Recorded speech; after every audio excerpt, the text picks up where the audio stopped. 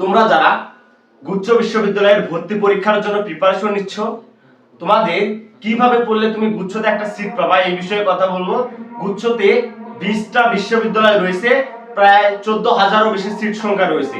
তুমি অন্যান্য ইউনিভার্সিটিতে চান্স পাও নাই, তোমার কোনো বিশ্ববিদ্যালয়ে চান্স হয় নাই এখন পর্যন্ত, তুমি হতাশ হইও না ভাইয়া। কারণ আল্লাহ তোমার জন্য যেটা ভালো, তোমার জন্য যেটা পারফেক্ট, তিনি সেইটা তোমাকে প্রদান করবে।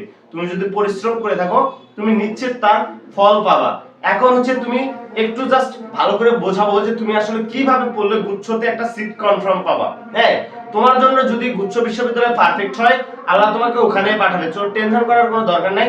তোমরা যারা পরিশ্রম করছো অবশ্যই শেষ পর্যন্ত হলেও আল্লাহ তোমাকে কোনো না কোনো ভাবে তোমাকে পরিশ্রমের ফলটা দিয়ে দিবে।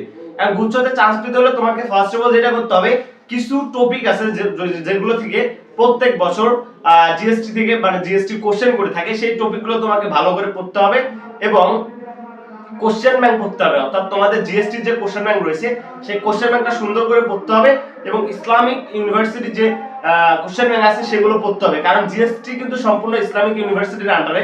সো তোমাকে এই কোশ্চেন ব্যাংকগুলো ভালো করে পড়তে হবে।